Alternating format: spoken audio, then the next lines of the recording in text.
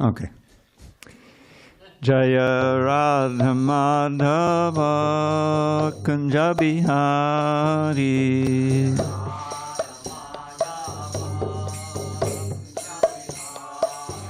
Jaya Radha Madhava Kunja Bihari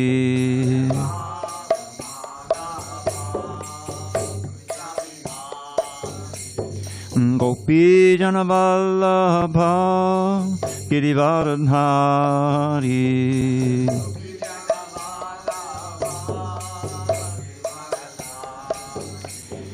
Gopi Jana Vallabha Girivardhari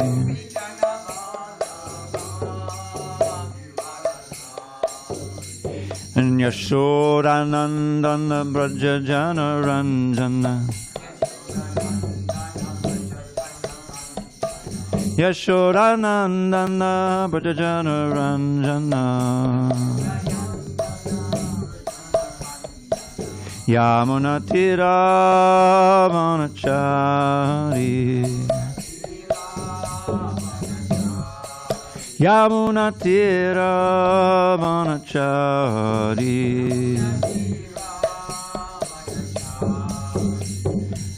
Hare Krishna Krishna Krishna Hare Hare Hare Rama Rama Rama Hare Hare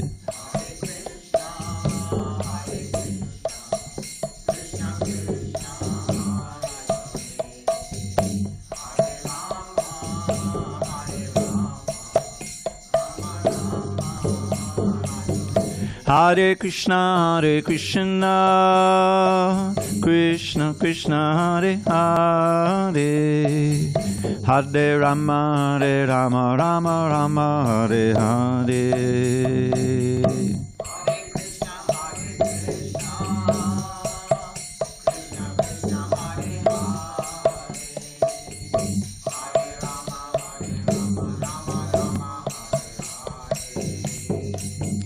Jaya Radha Madhava Kunja Bihari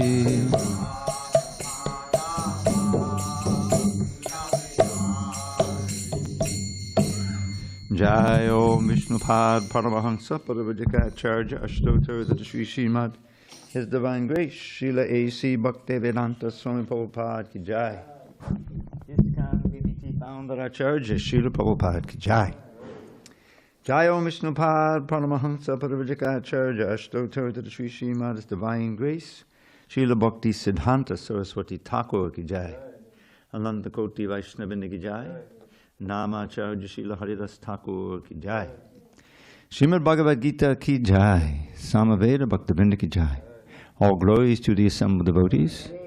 All glories to the assembled devotees. All glories to the assembled devotees. All glory to Shri Guru and Gauranga. All right, there we go. Okay, so we are on text 23 of chapter 9. I'm pretty sure, yes. Om Namo Bhagavate Vasudevaya. Om Namo Bhagavate Vasudevaya. Om Namo Bhagavate Vasudevaya.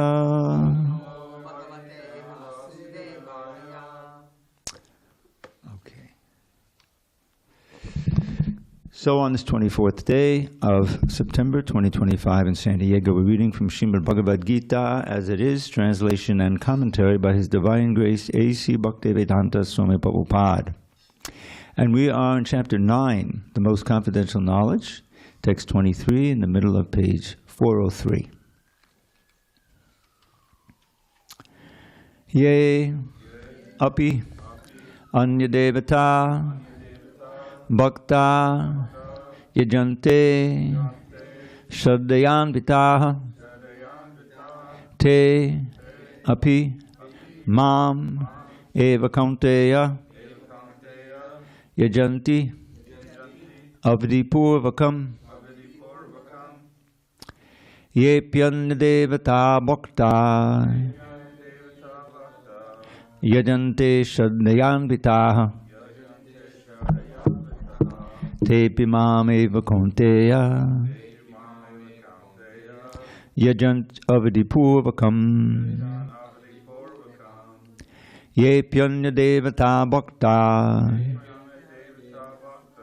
yajante shadhayanvitaha tepi mameva kaunteya yajant avadipurvakam. Ye pyanya devata bhakta yajante shadhayanvitaha tepi mameva kaunteya yajant avadipurvakam. Chad, it's you.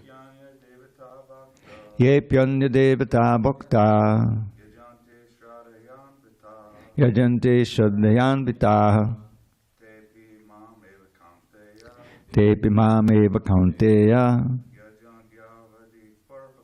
yajant avadipurvakam. Bhaktanaga.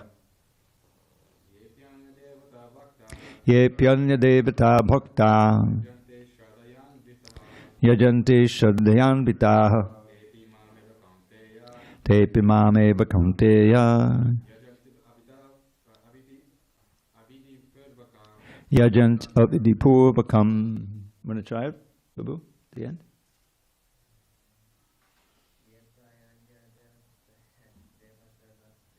Ye pyanya devata bhakta yajante shadhayanvitaha tepi mameva kaunteya yajant avadipurvakam. Ye pyanya devata bhakta yajante shraddhayanvita tepi mameva kaunteya yajant avadipurvakam. Anyone online? Oh, do you want to do it? You have to do it by memory. Okay. Anyone online? Haribo. Haribo. Ye pyanya devata bhakta. Ye pyanya devata bhakta. Yajante shraddhayanvita. Yajante shraddhayanvitaha. Tepi mameva kaunteya. Tepi mameva kaunteya. Yajanti avidipurvakam. Yajanti avidipurvakam. Thank you. Yea, those who, api, also, anya, of other, it devata, gods, bhaktaha, devotees, yajante, worship, shraddhaya, anvitaha, with faith, te, they, api, also, mam, me, eva, only, kaunteya, O son of Kunti, yajanti, they worship, avidipurvakam, in a wrong way. Translation. Lord Krishna says to Arjuna, those who are devotees of other gods and who worship them with faith actually worship only me, O son of Kunti, but they do so in a wrong way. Purport, quote, persons who are engaged in the worship of demigods are not very intelligent, although such worship is offered to me indirectly, Krishna says. For example, when a man pours water on the leaves and branches of a tree without pouring water on the root, he does so without sufficient knowledge or without observing regulative principles. Similarly, the process of rendering service to different parts of the body is to supply food to the stomach. The demigods are, so to speak, different officers and directors in the government of the Supreme Lord. One has to follow the laws made by the government, not by the officers or directors. Similarly, everyone is to offer his worship to the Supreme Lord only. That will automatically satisfy the different officers and directors of the Lord. The officers and directors are engaged as representatives of the government, and to offer some bribe to the officers and directors is illegal. This is stated here as avidipurvakam, In other words, Krishna does not approve the unnecessary worship of the demigods. Om jnana timarandasya jnanandana shalakaya chakshu unmidatam mena tasmai shri gurave namaha. I was born in the darkest of ignorance, but my spiritual master Srila Prabhupada opened my eyes with the torchlight of knowledge. So this theme comes up in the Bhagavatam as well. And we find this famous verse, Devarshi bhutaptan hrinam patrinam nakinkaro nayam hrini charajam sarvatmanam yak sharanam sharamyam gato mukundam pariritikartam.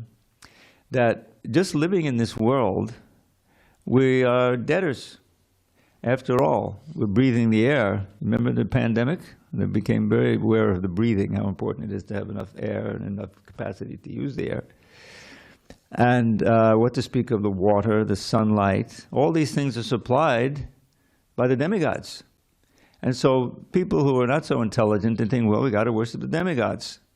And even we find that this whole temple is named after the Govardhan Leela. And what is some of the significance of that? Well, for years, Nanda Maharaj had been performing the Indra Yajna so that enough rain, but not too much rain, would be supplied by Indra for the agriculture. For they'll have nice grass to feed the cows and be able to raise crops and so forth. So what happened? So Krishna came on the scene, and how old was he? Well, I don't think he was 7, maximum 7. Yeah, 7 years old. So he came, and his father, and I always likened it to, and I used to remember watching my father preparing the taxes every year at the kitchen table. You know, he'd be writing the things, and it would be like me coming over there, you know, I'm 7 years old. What's going on, Father? What are you doing? And, oh, I'm just getting ready to pay the taxes. And then, what's that? You know, well, maybe we have to pay the taxes so that we don't fall into arrears, get a penalty, you know, so that things can go on nicely. So, of course, then at that point, I would probably go back to watching TV. I said, well, I don't want to get involved in that. But Krishna, what did he do? He said, well, look, you know, we don't have to worry about Indra, because he has to. It's karma, the law of karma. If we perform pious activities and like that, then the rains have to come. You know, in other words, that's our karma. That this is called karma mimamsa. He was preaching. And so, you know, after his conversation with his father is given as an example of the vavaduka quality, I believe, which is very skillful talking. You know, he can convince anyone of anything. So certainly his father, who loves him. So first he said, well, you don't forget about that. Just have a nice sacrifice to Govardhan Hill.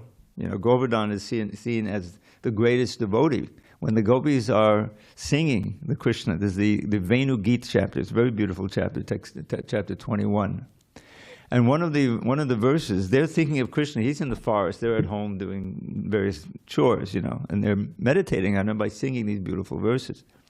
And one of the ones near the end, because he's at Govardhan Hill, but when anyone goes to Vrindavan, have you been to Vrindavan? So you know, Govardhan is some distance from where, you know, the Krishna Balaram temple. And so you have to take a bus and everything. So it's quite a walk, you know. So Krishna has been out in the fields for some time, and they say, there's a wonderful verse describing how Govardhan is the best servant of Krishna. This hill, Govardhan, but they're back in the village, a good hour's walk away, and they say this hill, because there's so much meditating on them, they feel they're right with them, so they're looking at the hill, you see, this hill, you see. And because it supplies fresh grass for the cows and little caves where the boys can play, and when it gets rain, they can take shelter in there, and various other things. And so it said, oh, this is the best servant of Krishna, because it's always serving Krishna and his friends and the cows like that. So Krishna says to his father, says, perform, you know, we should worship Govardhan Hill. So his father finally realizes, says, okay. So we'll do this service to, you know, we'll do this sacrifice to Indra, then we'll have a separate sacrifice for Govardhan. No, that'll take too much time. You take all of the paraphernalia that you've gathered for Indra. Meanwhile, Indra's watching, you know, from his perch up in the heavenly planets. Who is this little boy? He doesn't recognize this as boss, Krishna. So he finally convinces his father, that loves him, just take the very same paraphernalia and we'll worship, go around Govardhan, circumambulate, and then you cook mountains of food. That's why it's called Annakuta. Annakuta is a mountain, right? So everybody gets fed. You invite everyone, even the dogs, the dog eaters, everyone can come and have a nice feast, you see. So that's the wonderful Govardhan puja, famous. We do a little simile of it here, similarity. So what happened? So Indra, which is his want, what want, W-O-N-T? I don't know if you know that word. Means it's something that he usually does. He's in the habit of losing it, losing perspective, or not understanding who he's dealing with. So he completely goes off the deep end, and he invokes the Samvartaka clouds, which are called only at the end of the universe to destroy everything. Powerful clouds, and it describes, I think, in the maybe the commentary, I think it's in the Krishna book. They were reluctant to go, He said, "Don't worry, I'll follow behind you on Airavata." He's got this elephant, which I guess could also fly through the sky, and I'll be there right behind you. So the clouds come and they pour down this devastating rain. And not just rain, but hailstones, big boulders of ice, So what is Indra? He's trying to annihilate all the cows and the residents of Vrindavan. It's crazy, So what does Krishna do? Who knows? Left hand, left pinky, left. Holds up the hill, And he says, "Come on under. Come on, don't think I'll drop it. Come on under the hill, So all the cows and all the residents take shelter under the hill. And the rain goes on for 7 days and nights, but there's an arrangement so the water doesn't leak under it and everything, and so it's safe under there. And the wonderful thing about it is, because if you know the Leela in Vrindavan, they can't see Krishna all day. He goes out into the fields, and the gopis are back home doing the yogurt and whatever they're doing. When we see Krishna again, they're singing these songs. Mother Yashoda says, "Is he okay? Is he coming back?" And so then he comes back. So it's meeting and separation, which is also ecstatic, But here, for 7 days and nights, nobody slept, nobody ate. Everyone was just relishing Krishna, and there were all these exchanges going on, So it's special. And then at the end, finally, Indra understood his mistake, So he called off the clouds and the sun came up. So, okay, everyone can go out now, And they gradually went out, and then he put it back down just where it was. So one of the lessons of this pastime is that we don't have to worship the demigods. And the verse that I cited was one verse, but another one that's even more pertinent. It's also in the Bhagavatam. Yata tadomula nishecharena tripyapitan skanda buddho bashaka prano bahara chayatendriyanam tataiva sarvahana machuteja. Just as when you water the root of a tree, right? That's the proper way to water the tree. Then the water goes up into the branches and the leaves and the twigs and the flowers and fruits, whatever, and everything gets watered.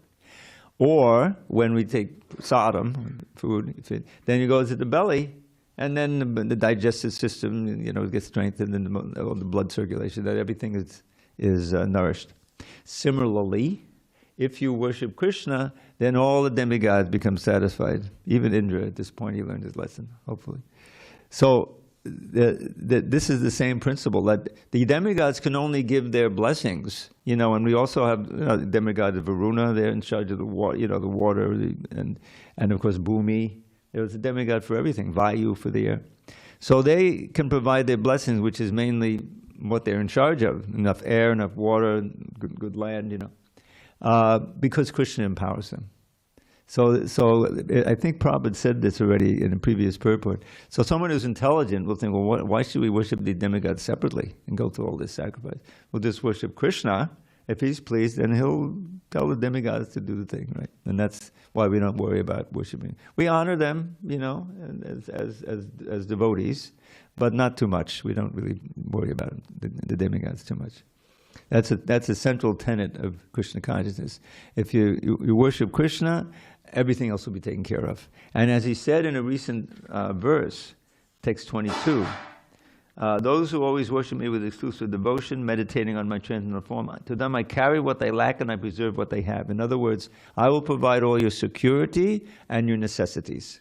Those are the two things we need to live. We need a house, right? Poor homeless people I see every day. It's craziness. But even if they can get enough food, it's a very unsettling way to live, obviously. So we have a house, enough food, and all the things that we need. Krishna will supply that. If you just worship him nicely and you serve him nicely, then everything is provided. So that's our faith. So that's what Krishna is saying here. We did text 23, and that was the message. Those who are devotees worship them with faith, actually worship only me, O son, but they do so in a wrong way. So we want to worship Krishna in a correct way, and everything will be nice.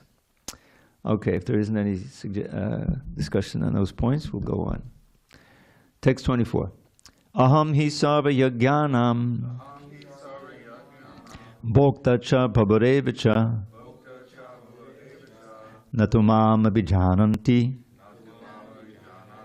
tattvainatas chavanti te. I am the only enjoyer and master of all sacrifices.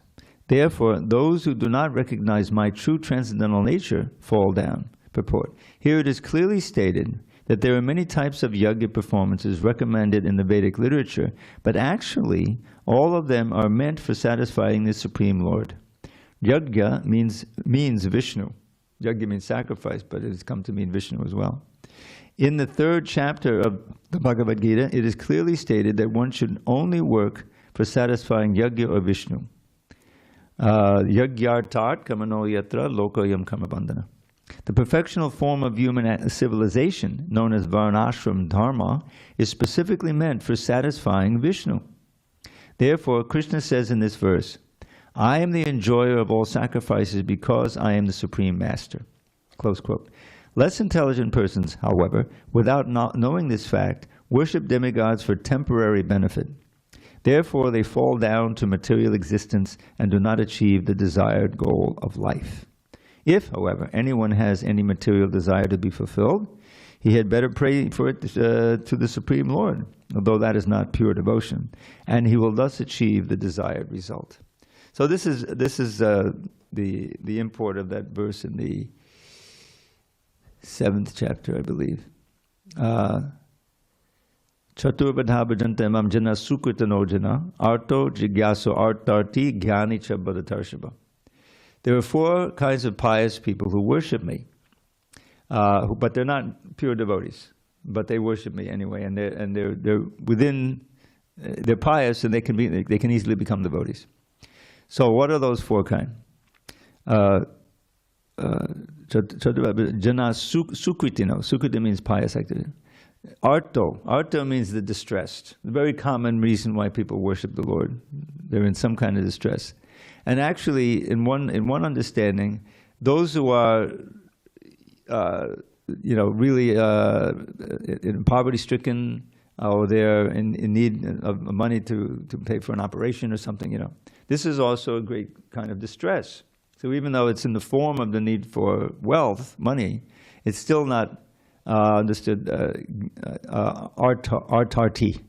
Artarti means for the purpose of arta, or wealth or money. The example given is Dhruva. Now Dhruva wasn't poverty-stricken, but he wanted wealth. He wanted a kingdom better than his father's, as good as his grandfather, who was Brahma, right? So so he also, that was his motivation.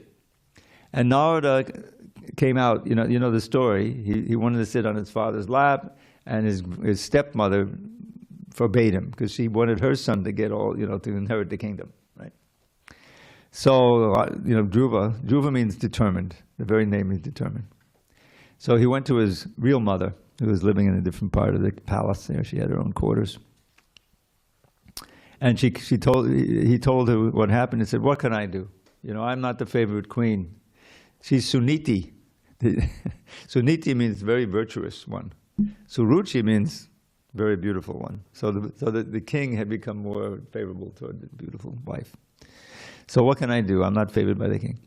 But actually, his stepmother told him also, you can find God and He'll fulfill you. Yeah. So his Suniti said, actually, your stepmother gave you good advice. You need to find out God. So Dhruva asked, well, where is God?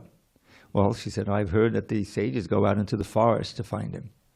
Prabhupada actually adds that little thing. It's not in the Bhagavad Gita. So he goes out. He's headed toward the forest, a little 5-year-old boy, and Narada comes by, and he tests him. And he says, you're too young, to practice yoga now. You grow up a little bit and then I'll teach you later.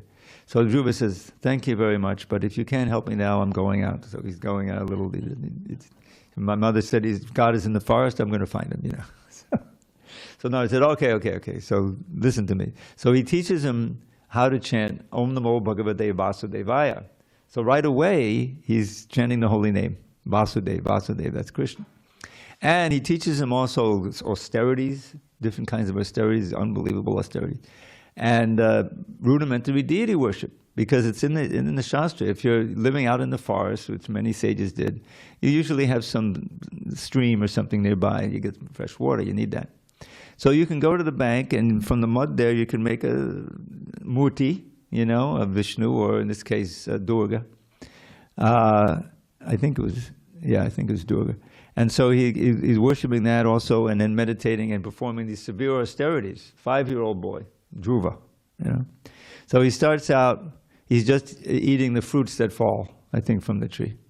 Then after a while, he stops eating the fruits that fall, and he's eating roots or something. Then he's just eating the leaves that come down. Then he stops eating altogether, he's just drinking water and breathing. Then basically he's just taking deep breaths, he's just breathing like that. Now at that point, he'd become a very powerful yogi. And he had entrained the universal breathing. And so the demigods were finding it hard to breathe. And so they went to Vishnu and said, please do something.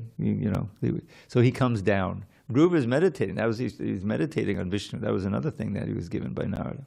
So he's meditating on Vishnu, chanting Om Namo Bhagavate Vasudevaya, performing these severe austerities and doing this deity worship. So he's fully engaged. So he's meditating, and he opens his eyes, and there's the object of his meditation. There's Vishnu, with Garuda. And so immediately he goes into ecstasy, he's crying and he's shivering, and it's described very wonderfully. And so then he chants his famous verse, which isn't in the Bhagavatam, but it's in another book of famous verses. It says, Sthana Vilashi tapasistitoham tvam praptavan devamunindra guyam kacham vichindvan abhidivya ratnam swaman katautos mivarang nayache. Now that last line, Prabhupada would often just chant that last line. So what he said, my dear Lord, I was situated, Sthana Vilashi, I was ardently desiring a position, the kingdom, as greater than my grandfather, Brahma, he has a whole planet. And therefore I was situated in severe austerity, tapasistitoham. But now I see that tvam praptavan, I've gotten your darshan. Devamunindra guyam, who is hidden from even the chief demigods, they can't get a vision of you, So now I realize, kacham bachindvan, I was searching for broken glass in the form of Brahmaloka. Now I see that even Brahmaloka is no more valuable than broken glass to me now. Kacham api divya ratnam, but I have gotten this divine jewel of your darshan. And then he says, this is the punchline, Swaman, O Lord, Swaman katartos mivarang nayache. I don't want anything else. Now I don't care for anything else. So this is Dhruva's realization. And anyway, I won't tell the rest of the story. Eventually, because he wanted the kingdom, then he has to take the kingdom. And for 30,000 years, I think he was the king. His brother went out to hunt at one point. He grew up and went out to hunt. He was killed by some yakshas who were Yamarajas. I think he's in charge of them. And Dhruva was enraged. He went out. He had become so powerful by all that yoga, and he was killing them wholesale, And finally, I think it was Yamaraj came down and said, please, cool it now, you're going to kill all of my followers. So he agreed to that. And then Dhruva, ruled the world for thousands of years. So that's pertinent here because Krishna is the enjoyer of all sacrifices. This is again like the end of the 5th chapter, right? Bhogdaram yagita pasang sarva loka maheshwaram. But those who worship me, tatvenatas chamantide. Those who do not worship me, they fall down. So you may become a very perfect worshipper of Indra or Chandra and so forth. Or as he said a few verses earlier, remember? They want to go to Indraloka and enjoy, and they achieve that. And for many years, how's it go? I hate them, I forget these verses. I have to review them more. Anyway, the idea is that, what is it? Oh yeah, Tetam Bhuktva Swargalokam Vishalam Chine Punye Martyalokam Vishanti Evam Tahidama Manupapanna Gadagatam Kama Kama Labante. So they who, some, not all, but those who perfect the worship of me and worship of Indra and do everything right. If you make a mistake, then it can create havoc.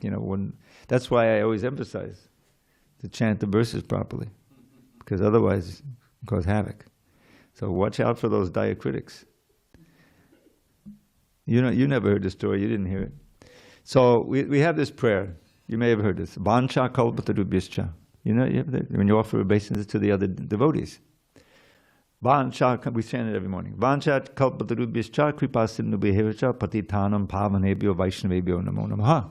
I offer my humble obeisances unto all the assembled Vaishnava devotees who are of the Lord, who are just like desire trees and can fulfill the desires of everyone, and who are full of compassion for the fallen conditioned souls. So that part about the desire trees is Vansha Kalpa, Kalpataru. Kalpataru means the desire tree, which can fulfill all the vanshas you desire. So this came up once. I was in the New Vrindavan. I used to go there every year. There's a festival of inspiration. It was just around Mother's Day. So I don't know how it was, but I was giving the announcements after the Mangalartik, and we chanted this Vancha Kalpataru. There was about maybe 150 devotees, so everyone's bowing down. And then I told them, be careful to make sure you say Vancha Kalpataru Bishcha and not Vancha Kalpataru Bishcha. Because it means, Vansha means desire, and Taru is tree, But Vancha, there's the word Vanchaka, which means to cheat. Vancha Kalpataru Bishcha. And then Alpa is small. So Vancha Kalpataru. So you're bowing down to the devotees and offering your respect to them, those devotees who are just like small cheating trees. That's what Krishna is hearing. He hears the actual. So you don't want to do that. And there are in the Bhagavatam, anyway, I won't tell this story, but there was, it's part of Chitraketu's story. And the demigods became weak because they had offended their spiritual master, just like we had just heard with the story of Vamanadev, right? They lost the blessing of the Brahaspati.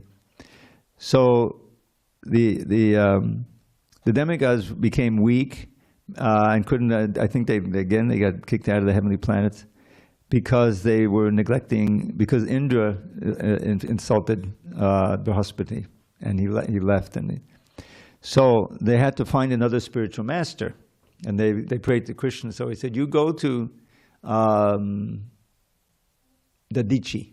He's a great yogi and everything. He's meditating, and you beg him for his body. And he's so detached, he'll give it to you. And from his bones, you make a special thunderbolt of Indra, because he's famous for that, and that'll be invincible. And then you can recapture your kingdom." So they did that. And so along the way, they needed another spiritual master because Brihaspati was in hiding. So they went to, I forget the name, but he had a son named Vishwarup who was a good spiritual master. So he said, "Okay, my son can be your spiritual advisor. You'll have that." So he was there meditating and chanting mantras and things, and Indra was watching him from behind a pillar or something. And this Vishwarup, he had some lineage with the demons too, so he was also offering some prayers to them, and Indra became enraged, he had 3 heads, he cut off his heads, and they turned into different kinds of partridges. It says right in the Bhagavatam, I swear. So then the demigods were without their guru, you see? And they, again, and what had happened was that the father, he had so then the father, he became enraged because he had encouraged his son to fill in for the, as a guru for the demigods, and now Indra had killed him. So now in a rage, he performed this sacrifice. I'm going to invoke a demon who's going to kill Indra. You see? But he chanted one syllable wrong, you see, because he was all upset. And instead of getting a demon who would kill Indra, he got a devotee in the guise of a demon whom Indra would kill and send back to Godhead. And that was Chitraketu. Because it's a long story. Chitraketu had been cursed by Parvati because, the story, he's flying in his airplane. He realized God, he got the airplane, he's flying everywhere. And he looks at, and Shiva has Parvati on his lap, and there's all kinds of sages around. He said, this is a funny scene, he laughed. Shiva didn't mind, but Parvati was very angry, and she cursed him. You're going to take the body of a demon, big demon, you get killed. So he laughed it off, said, okay, this is it. And he went on, and then he was reborn as this Vritrasura. Vritrasura is an enormous demon. He was doing this battle with Indra. There's this incredible painting. Indra throws the thunderbolt, but this mutant Vritrasura, he just caught it like this, and it didn't have any effect on him. So finally, Indra gets him down. He chopped off his arms and his legs. He's bleeding out. But then he's offering these beautiful prayers in the Bhagavatam. And it's funny. Here's this enormous demon, bleeding out. And he compares himself to a little bird outside the nest. Krishna, when will you call me back? He's showing his real nature. He's got the covering of a demon, but he's really a devotee. Anyway, this is some of the interesting things in the Bhagavatam. But throughout the whole thing is that we don't need to worship the demigods. You worship the demigods for material purposes. That was Dhruva's realization. But we don't want to do that. We want to worship Krishna so he'll bestow upon us pure love and devotion for him. That's what the Hare Krishna chanting is all about. So Bhagavatam is, of course, supporting all that. Okay, so that we did 24, right? So 25. So this is how we can go to different planets. Yanti deva vrata devan pitrin yanti bhatri vrataha bhutani yanti bhuteja yanti mudyajinopimam. A lot of yantis. Yanti means attain, they go. Those who worship the demigods will take birth among the demigods. Those who worship the ancestors will go to the ancestors. Those who worship ghosts and spirits will take birth among such beings. And those who worship me will live with me. So what's the best deal? Worship Krishna. Go to Krishna. Purport: if one has any desire to go to the moon, the sun, or any other planet, one can attain the desired destination by following specific Vedic principles recommended for that purpose, such as the process technically known as Darsha Purnamasi. These are vividly described in the fruitive activities portion of the Vedas, known as Karma Kanda, which recommends a specific worship of demigods situated on different heavenly planets. Similarly, one can attain the Pita planets by performing a specific yajna. Similarly, Pitas are the forefathers. Similarly, one can go to many ghostly planets and become a yaksha, a raksha, or a pishacha. Pishacha worship is called black arts or black magic. There are many men who practice this black art, and they think that it is spiritualism, but such activities are completely materialistic. Similarly, a pure devotee who worships the Supreme Personality of Godhead only achieves the planets of Vaikuntha and Krishna Loka, without a doubt. It is very easy to understand through this important verse that if by simply worshipping the demigods one can achieve the heavenly planets, or by worshipping the Pitas achieve the Pita planets, or by practicing the black arts achieve the ghostly planets, why can the pure devotee not achieve the planet of Krishna or Vishnu? Unfortunately, many people have no information of these sublime planets where Krishna and Vishnu live, and because they do not know of them, they fall down. Even the impersonalists fall down from the Brahmajyoti. The Krishna consciousness movement is therefore distributing sublime information to the entire human society to the effect that by simply chanting the Hare Krishna mantra, one can become perfect in this life and go back home, back to Godhead. QED, what more do we need? Okay, so then the next verse is maybe the second most famous verse in this chapter. This is the one where prasadam, it's all about prasadam. Patram pushpam balam toyam yome bhaktya prayachati tadaham bhaktu paditam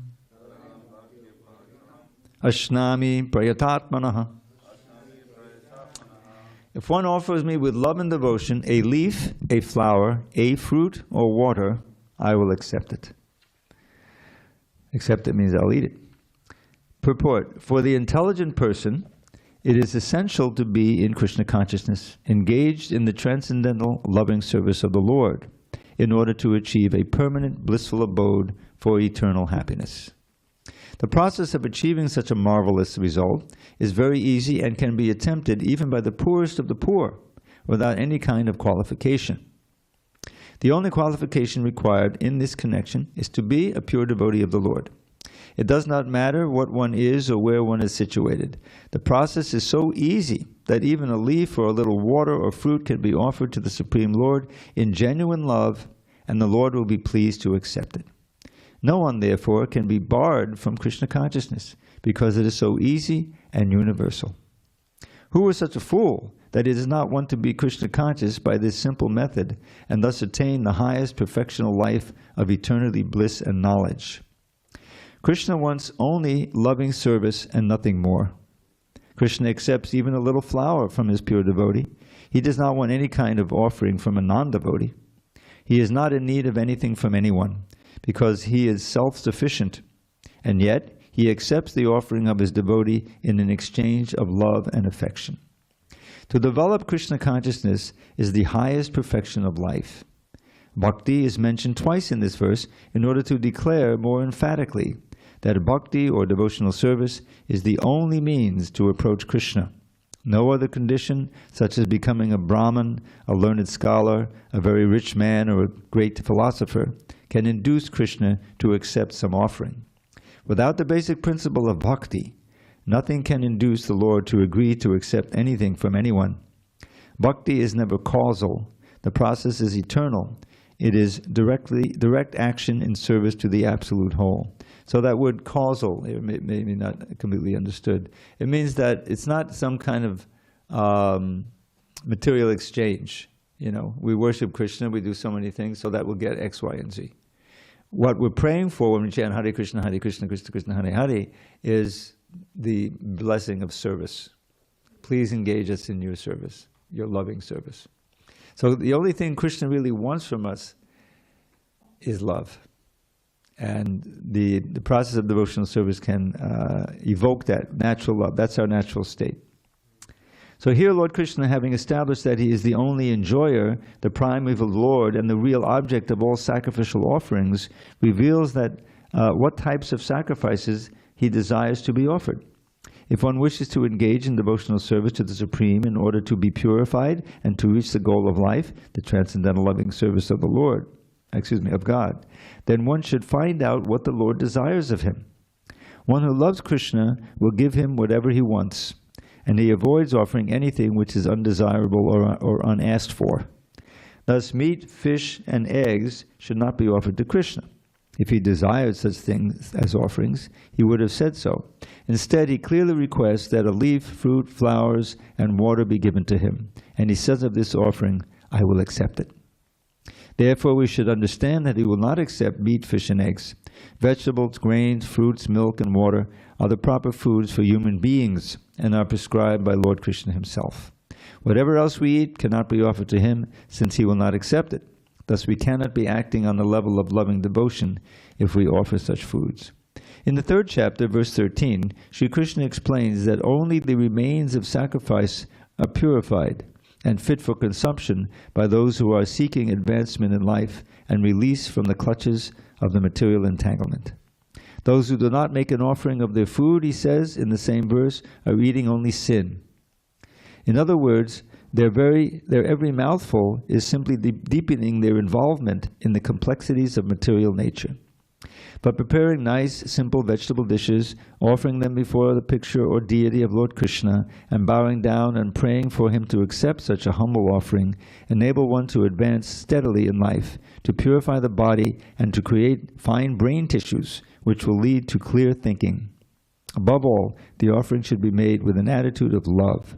Krishna has no need of food, since he already possesses everything that be, yet he will accept the offering of one who desires to please him in that way. The important element in preparation, in serving, and in offering is to act with love for Krishna.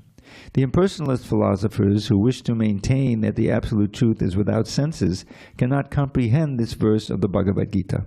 To them it is either a metaphor or a proof of the mundane character of Krishna, the speaker of the Bhagavad Gita.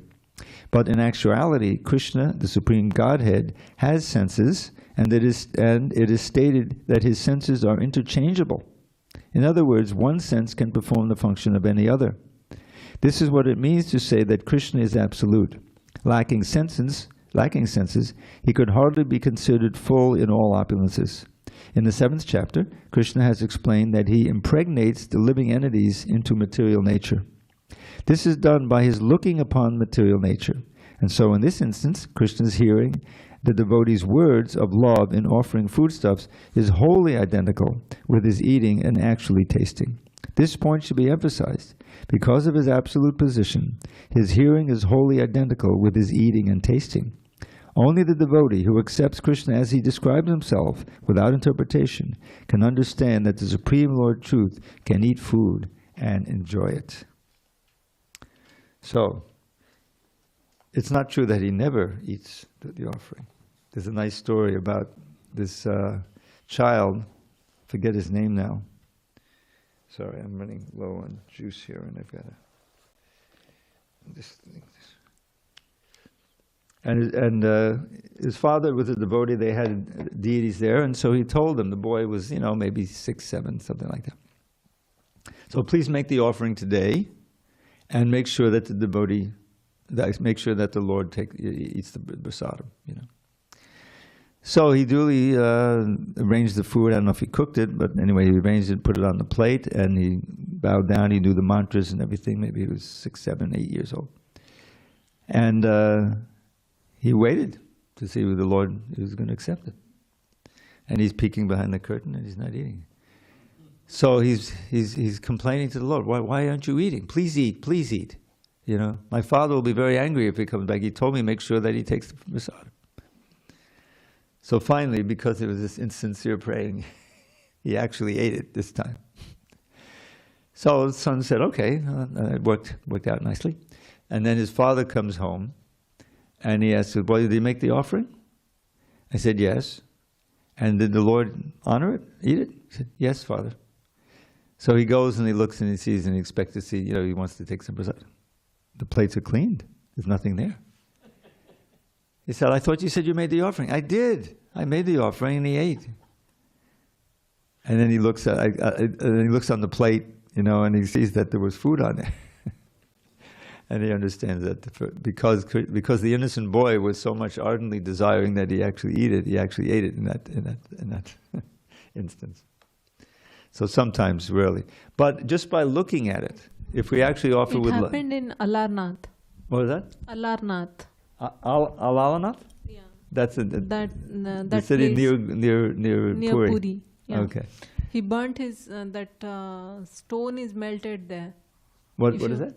That God's body is burnt there because of the hot kheer. Oh, really? Yeah. So his hands are melted. His body, some portions are melted. I never heard that before. You've seen the deity? Yeah, I have seen. Wow. 2 things are there. One is the deity is some portion are melted. Another one is when Lord Chaitanya went there, he bowed down to the Lord.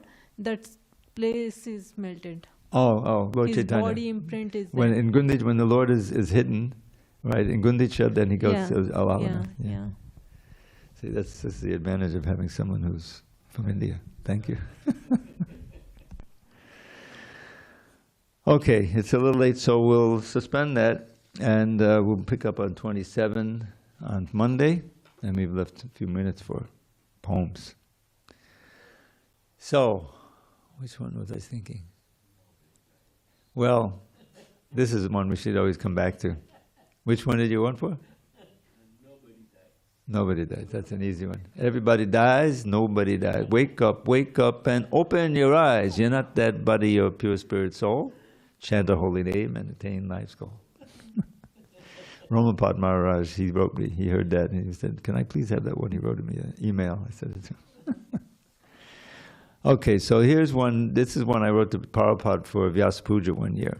This is short, but it's adopted, I think, in the office, the BBT office, as a mission statement for the BBT. Oh Prabhupada, we hail the day. No, oh Prabhupada, we hail on this great day. So imagine it's Vyasa Puja day. Oh Prabhupada, on this great day when you appear just like a ray of Krishna's vast effulgence bright to give this blind world back its sight, we thank you from the bottom of our heart and pray with deepest love that we may serve your lotus feet in every circumstance we meet. As years go by and books go out, we see what life is all about, to serve your mission and our Lord's by spreading wide your sacred words. As well, you want us all to strive to let those words direct our lives. This safest path will lead us home, no more in Maya's realm to roam. Now here's another one that perfectly characterizes Prabhupada's life, in preaching, and then we can adjourn. It says, Aho aho be nakale baduya de sudha sudhara modaram pade pade dine dine chandana chandra shitalam yasho yashodatana yasagiyate. Now you have to know that sandalwood pulp is very cooling, and if you sprinkle the camphor, right, a certain kind of camphor, it becomes even more cooling, isn't it? Because at every step, they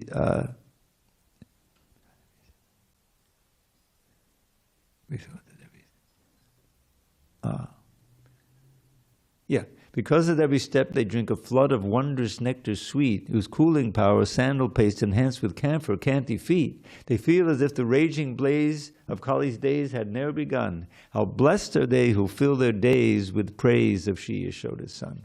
And that's exactly what Prabhupada did. Either he was dictating the books, typing them out, meeting with devotees, giving class, meeting with some reporters, or he was always glorifying the Lord at every moment. Glorious life, and we can emulate that. Okay, we'll adjourn now and get ready for RT, and then we'll resume on Monday. Thank you for your attention.